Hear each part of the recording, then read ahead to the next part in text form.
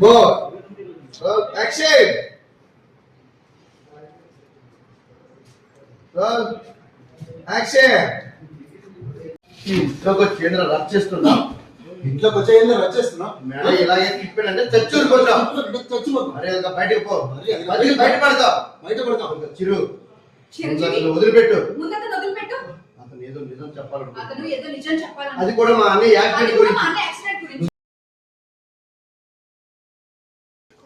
సాగనా అలా కూర్చున్నారు లేచి నీ కాలు పట్టుకోవాలి.